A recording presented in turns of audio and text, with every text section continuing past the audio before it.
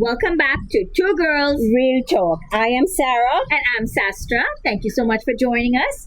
Today we want to talk about organic foods, reading labels and just all around Shopping smarter. Exactly. Yeah. So today we are talking about something that affects all of us every single day. Yes.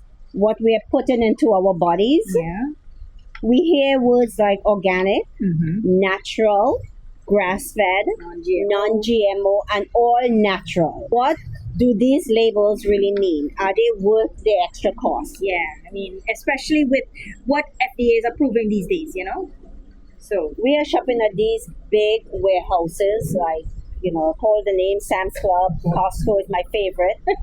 It's BJ's. easy, yeah, BJ's. It's easy to assume everything is healthy. Most things are healthy because it's sold in bulk Right. and often marketed as premium. Yeah, exactly. But But learning how to read the labels really is going to help you in the long run. It's going to help you with our families. It's going to just help you with eating smarter all around. So, yes, exactly. And you have to get your family into reading labels to Yes. your kids Yes. from young. exactly. So today we want to talk about like organic fruits and vegetables. That's true. First of all, the organic fruit. Is it really organic? Yes. Because even organic, although they have the organic label, there are different versions of organic, right? So for me, organic produce is grown without most synthetic pesticides, That's true. herbicides, and fertilizers. Right. Many people choose organic because they want to reduce the exposure to They want to live longer. chemical. Yes. Chemicals. So That doesn't mean that the regular conventional produce is Right. bad. It just means that you just have to wash the other produce really well. Okay, so that doesn't really necessarily mean that all other conventional produce is bad. right. At the end of the day, the little choices that we can make makes a difference in our overall health, Yes. right? So, like we were talking about the almond milk. So that's just a little bit versus the irregular milk. I cannot get into this plant-based milk. I've tried it. I love matcha green tea. I tried matcha green tea. I cannot drink the almond milk in matcha green tea. It has to be real milk or course. organic half and half. I know there's a lot of things, a lot of different things we can use different milks for it, but Right. it all depends on the person. So my choice of regular milk, like if I have to buy regular milk, will be that Maple Hill grass-fed organic whole milk. Okay. And this is the thing, you're accustomed to whole milk versus Right. the almond milk. So Yeah. that's good. And That's even good. 2%, 1%, I'm not a fan of those things. Me neither. Now, if you have medical issue and you like your milk, Yeah. you get your 1%, Lactose 2%. free. Yeah, then you use the plant-based milk. Of course. One thing we want to talk about coffee, because you know a lot about this. Oh, I'm a freak when it comes to coffee. You're just a freak. Oh la la! I try so many different type of coffees that I found a couple of amazing coffee, which I will let you guys know. So many of us focus on flavor, but there are other things worth looking for on the label. Right. Oh, so you also mentioned something to me, organic certification. Yes, it has to say single origin coffee, organic certification, Okay. and fair trade certification. Those has to have. You have to see that under That the seal. coffee, that seal. Even the olive oil, you have to see all that. And fresh roast date, because regular coffee, when you buy it already grounded, they don't have a date that they grind that coffee. Right, exactly. Yeah. Yeah. So you got to read the labels to see all these things before you actually make a purchase to bring it home to your family. Yes, organic coffee may reduce exposure to certain pesticides That's used true. during growth. So a little extra information, organic coffee may reduce the exposure to certain pesticides used during growing and processing. Correct. And I know we talk about fair trade certification. A little extra information about it. Fair trade certification helps support farmers by promoting fair wages and ethical working conditions. Yep. So Definitely. try to look for those labels. Yeah. The biggest thing I've learned is that not all coffee is created equal, right? Of course. That is true, and the label can tell you a lot, about the quality and what's inside of it, basically. So And mostly everything if you get the hang of reading labels, true.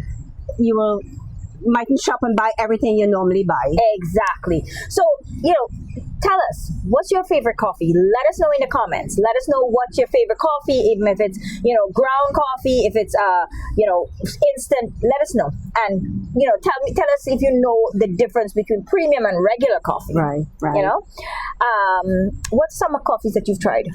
Some of the coffees that I tried that I love and didn't like, of course, Purity Coffee, best for health and high in antioxidant. I tried that. There's a coffee, I don't know if I'm pronouncing it right, LAIRD, functional coffee. That is what I'm using and I love it. Then there's another one, MAYORGA, organic coffee. It's dark roast, it's smoky, and it has a hint of nuttiness. I've tried the own San Francisco Bay one. I'm okay with that. Okay. And Costco Kirkland Sumatra is really good also. Okay. You asked me about the functional coffee. Yeah. Functional mushroom coffee. It has such that amazing taste for me. I will get more information and send it to you guys so you understand the difference in that coffee and the other coffees. Okay. So let's jump into the other topic. Olive oil. Oh, okay. Right. So when shopping for olive oil, you've mentioned this to me. What do you really look for in that? Just like the coffee, the origin of where it was, the olives was harvested. Okay. And it has to be like one origin. Okay. What about like extra virgin versus light virgin? The first cold press is what you use for salads. Okay, and that's extra virgin? Yes, that's our first cold press extra virgin olive oil. Extra virgin olive oil is the least processed and generally contains more beneficial compounds than refined oils. Oh, really? That's good to know. Okay. You mentioned something about glass. Oh, it has to be in a dark glass bottle. Because the plastic, it will absorb the plastic chemicals. Right, exactly. I know there's that. Olive oil is one of the healthiest fat you can have in your kitchen. And regarding that, that's the oil. That's the one that you can use without high heat, correct? Yes, that can. You can use not olive oil without high heat. Without high heat. Yes. Correct. Top oils that I know is coconut oil. Avocado oil, and then olive oil. Well, the first cold pressed olive oil is just for salads and drizzling over stuff. Correct. The coconut oil can withstand a good bit of heat. Like I think it's 400 degrees it can withstand. The avocado oil might be the same. Okay. Olive oil, no, unless you get the regular other type of olive oil. But I don't ever buy that. So, and I really do not deep fry a lot of food anymore. Yeah. Okay. So you don't use any of the other oils? No vegetable oils? No. Canola oil? But don't get me wrong, I love my fried chicken. So if I pay for that, I'm eating that outside. Forget about which oil. Forget the oil at that point, but you won't cook it at home. Yeah, I wouldn't do that. Yeah. All right, so that sounds good. Understanding cheese label. I used to buy all the different type of cheese, but now I try to buy the best. So when buying cheese, it's worth taking a closer look at the ingredients. Just like the olive oil and the coffee, you need to know where it's from. A quality cheese often contains just a few ingredients, just like every other item that is healthy. Milk, culture, salt. Besides that, what else would it? If you want to get a good cheese, it has to be just milk, salt, culture, enzymes. That's it. If you see names that you can't pronounce, you know it's not good for you. It's not organic. Definitely not organic. The shorter the ingredient list, the better for you. That is so true. That is so true. Everything. So that's why reading labels are so important. Yeah, a lot of things have a lot of preservatives. Yeah, and that's where that's what a lot of FDA is approving now. A lot of long names that we can't pronounce. Some cheeses also come from grass-fed cows, which many people prefer because of the cow's natural diet, Correct. which I prefer. Yeah. Processed cheese products often contains additives, Same thing. Yeah. preservatives, and ingredients that aren't typically found in traditional cheese. Yeah. That's So true. And that's what makes it soft. cheese and oil Butter. and milk, read the labels, people. Yeah. Try. Even the butters. Yeah. You know, it's soft because there's an additive to make it soft. Yes, To exactly. spread. So those are not the good ones. The good ones will come from natural. Tell us what type of cheese you buy and what's your favorite cheese. Yeah, let us know in the comments. Yeah, let us know in the comments what's your favorite We would cheese. love to know. Yeah. Okay, let's talk about eggs. Okay. You had mentioned to me in to look for the pasture raised eggs. And a while back I had seen the the cage free eggs. You know, we got that on sale, and it was similar to the pasture raised color, and it's really good still.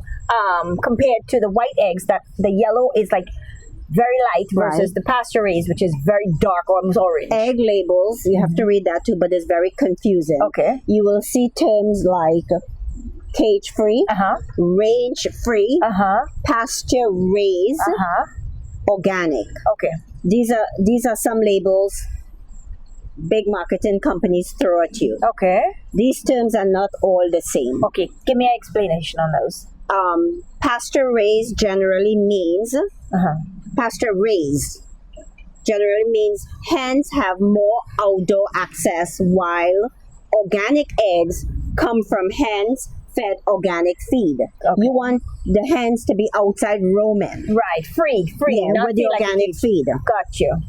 The labels can tell us a lot about how these animals were raised. Okay. So read the labels and understand the labels, even with eggs. Even they can hide the names in labels, so you just have to really look at those. You know. Yeah.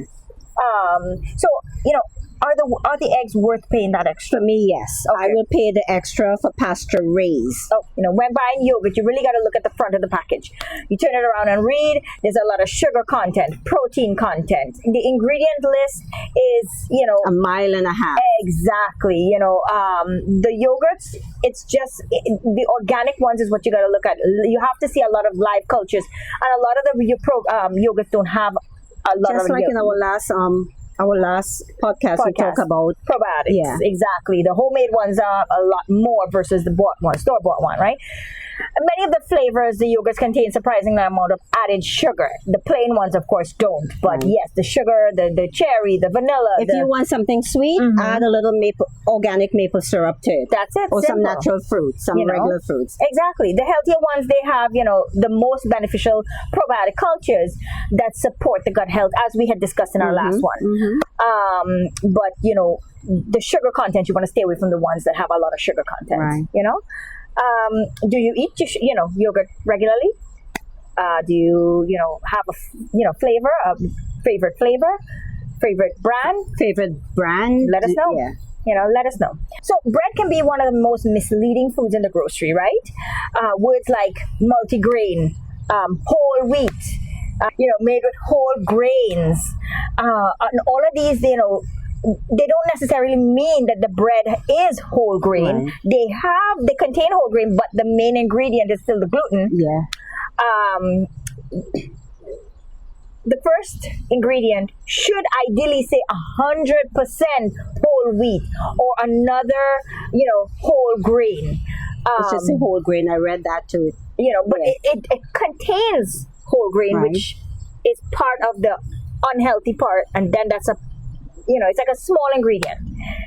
Always read the ingredients. That's the first part of the list. Yeah, the first 3 or 4 ingredients is what is important. Is the main ingredients that is the bread, bread label contains. That's one of the things you got to read. In all ingredients, the first few ingredients is the majority. And if they have 1 million ingredients, stay away from it. Exact ingredients that you don't want to consume. Yeah. So, tell us what kind of bread you prefer. We prefer Sourdough. sourdough. That's my only bread I would eat. Yes. So, on some closing thoughts, some little cheats. Sorry. When reading the the labels, a little cheat is so the PLU codes, the produce stickers, PLU. PLU Okay. codes, right? I will attach that for you guys to read it better, to understand To it. understand, like a 3 to 4 digit code means that it's been, it's conventionally grown produce, less pesticides. Now, it doesn't mean that it doesn't have pesticides. It contains less pesticides. I did not know that. And that's one of the things I had learned before. 5-digit code starting with 9 means it's organic. Oh, wow. Yeah. Additive numbers in some regions like Europe and Australia, additives like that has E followed by a number, it has a dye, a certain type of dye in Wow. it. Yes. So, you got to look at the labels, read the labels, understand them. Colors, traffic label colors. Green, low amount of fat, sugar, or salt. Amber, medium amount of Wow. sugar. So, But where do you see those colors? you'll see they'll show them on bread. They'll show them on wow. on packaging. And it shows red means high amount. Okay. So you can see those things. The nutritional codes, of course, those you can understand that. Nutritional scores, dark green for best nutritional quality, the dark green. Red for poor nutritional, red I guess would be stop. Green, go ahead. Yeah, I guess so, if you look at it like that. Yes. To remember it. Kosher symbols. U, kosher, while D next to it means it contains dairy. Okay. Yeah. I love buying kosher items because 99.9% of kosher items has no additives, That's true. no dyes, nothing. It's just natural. And like say for instance kosher hot dogs and stuff like that. Oh, I love kosher hot dogs. If Yeah. you read it, if you read regular hot dog, what it has in it, you will never eat that again. The kosher hot dogs actually have meat and Versus the tongue and eggs and whatever. They say mix all that together. Yeah. For real, yeah. So, in the closing thoughts. The biggest lesson isn't that you have to buy the most expensive food in the store. It's about becoming informed, an informed Aware, shopper. yes, and aware of what you're buying. Right. So read the labels. Read labels, understand ingredients. Don't let anybody rush you while you're buying. Yeah. Leave the husband outside. Know what you're paying for also. Exactly. The more informed we become, the better decision we can make for our health and our families. Absolutely. If I had known what I know now, Yeah. for my children when they were younger, I would have gotten the best of the best. I remember taking them, and McDonald's was number one. Of course, that's it. For a lot of Yeah. people who can't afford a lot of different things. Remember, progress is better than perfection. Small changes made constantly can have a big impact over time. Yep, exactly. Thank you for joining us on Two Girls Real Talk. If you like this video and you want more information about items that we have tried, message us and let us know. And again, if you like this video, please share it. Share, comment, subscribe, like. Share to your family, friends and family, so that they can subscribe. So, it will help us grow. It will Yes. help our channel grow. We appreciate your help. We appreciate your patronage. Thank you so much.